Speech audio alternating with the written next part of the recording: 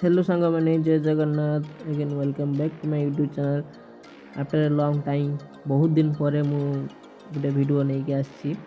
तो ये नुआ वर्ष रे आपण मानक पई बहुत सुंदर जगहटे यदि आपण माने किछि बुलिया पे प्लान करछंती तेबे एई मंदिर आ पहाड़ भरा जगह बहुत भल लागिबो आपण मानकु तो देरी न करी मु आपण मन कहि दुची जगहटा कोठी एक्चुअली जगहटा औपदा ब्लॉक रे जाउची बट आपण मैंने संतरागढ़िया औपदा लाइन आसिले औपदा आ संतरागढ़िया मझामझी ये मंदिर पड़ो विश्वेश्वर महादेव मंदिर अवश्य मंदिरटी छोट मंदिरटे किंतु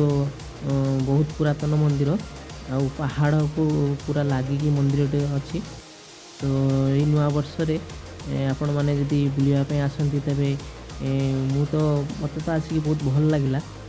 परिवेश बहुत सुंदर ता सहित महादेवଙ୍କର दर्शन पाखरे पंचलिंगेश्वर अच्छी आपण मैंने तो जापारे पंचलिंगेश्वर किंतु पंचलिंगेश्वर तो ये प्रबल भिड़ रोथ ता सहित सहित यहीटा बहुत सुंदर जगहटे अच्छी तो चाहिए आपण मैंने आसिक ये बाबा भोले बाबा दर्शन करें ता सहित पहाड़ चढ़ार आनंद नहीं पारे आदि चाहिए पिकनिक बनभोजी करने सेपट साइड की जगह अच्छी पछपट को तो सेठी आप बनभोजी करें तो देखिपे केमती सुंदर परिवेश मध्य मंदिर अच्छी विश्वेश्वर महादेव मंदिर जोटा कि पूरा पहाड़र पाददेश अवस्थित तो मंदिर मंदिर आगे तो आपण मैंने देखिले तो मंदिर को लगिकी पहाड़टी पूरा तो पहाड़ चढ़ापी भी बहुत सहज तो जापारे देखिपे तो बहुत सुंदर लगुच जगहटा तो चलतु आगू आगू आगे बुलवा देखा कौन अच्छी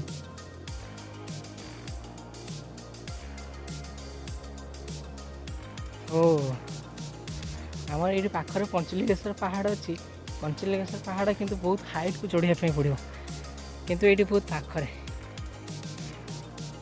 विश्वेश्वर महादेव मंदिर ये बहुत पाखरे यहाँ रास्ताटा ही तले देखा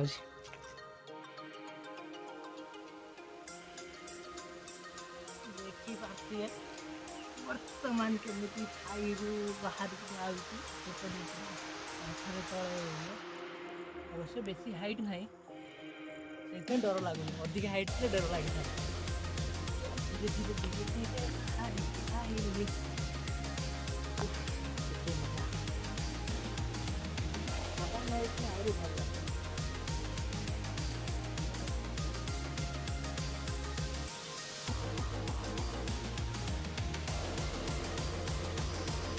धीरे ये सब कम हाइट अच्छी ये तले देखा जाऊँगी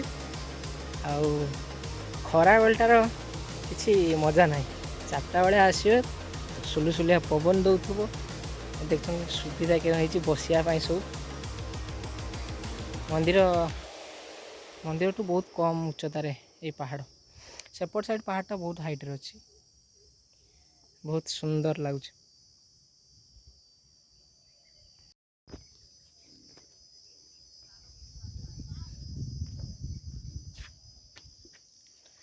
खरा बेलटा टिके अधिका गरम लगुच चार्टा बेले आसते बहुत सुंदर लगता आम से तले छाई जा पहाड़ तो बुली देखीदे से पटे तल टे छाई जा देखा देखु ये महादेव टराट फूल गछ के लगाई एपट टराट फूल गछ ये सुंदर पहाड़ तापर ये टराट फूल गछ एठी भी टराट फूल गछ बहुत सारा टराट फूल गछ अच्छी ओह ये छाई अच्छी बर्तमान तो टराट फूल है बर्तमान आम तलू को आसचे तले पूरा जंगल भाया टिके अल्प अल्प जंगल पूरा छाई आठी गोटे बड़ पत्थर तले चुली कराई मंदिर रे किसी प्रसाद सेवन हो कि लोक मैंने किसी रोषे कर कौन हो तो मुझे जानी किंतु बहुत भल लगुच जगहटा सेपटे गले यही रास्तार गले आग को आम आरपट पहाड़ को जावाई पड़ो तो आम जानी बर्तमान यूँ रही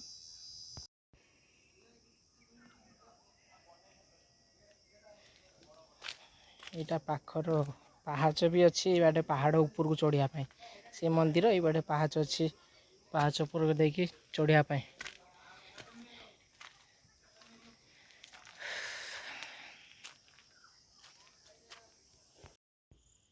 ମନ୍ଦିରର ପରିବେଶ ବହୁତ ସୁନ୍ଦର, ଆଉ ପାହାଡ଼ ତ